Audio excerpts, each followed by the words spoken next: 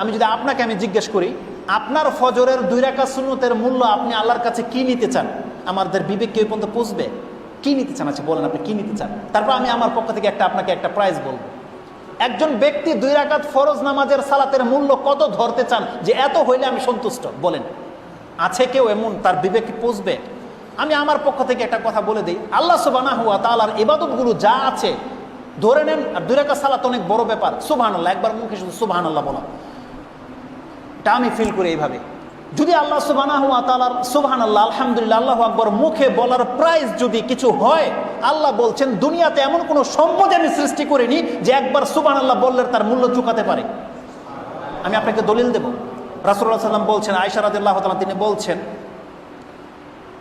সালাতুল ফজর খায়রুন রাকাতাল ফজর খায়রুম মিনাদ দুনিয়া ওয়া মা ফিহা।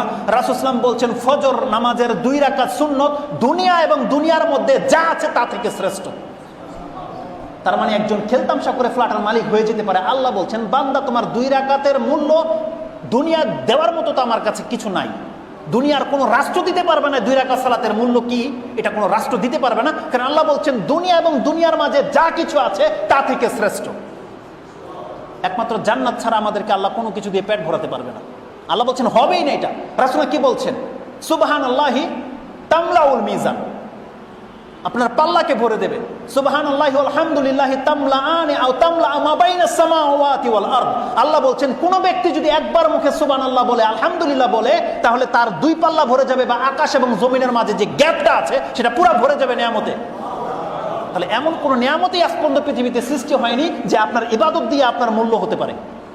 আল্লাহ বলছেন তোমার ইবাদতের মূল্য একমাত্র জান্নাত। আল্লাহ বলছেন একমাত্র জান্নাত। জান্নাত ছাড়া কোনোদিন এই ইবাদতের মূল্য কেউ কষাতে পারবে না। রাসূল সাল্লাল্লাহু আলাইহি ওয়াসাল্লাম বলছেন, আবু হুরায়রা হাদিস থেকে বর্ণিত, রাসূল সাল্লাল্লাহু আলাইহি ওয়াসাল্লাম বলছেন, লা আন আকুলা সুবহানাল্লাহি ওয়াল হামদুলিল্লাহি ওয়া লা ইলাহা ইল্লাল্লাহু আল্লাহু আকবার।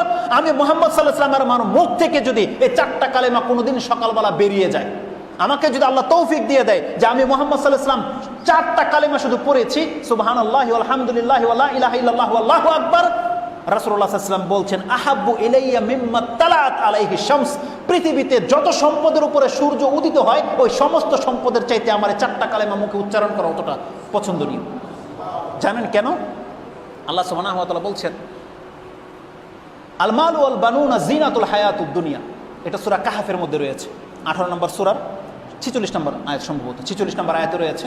আল্লাহ বলছেন আল মালু ওয়াল বানুনা জিনাতুল হায়াতুদ দুনিয়া।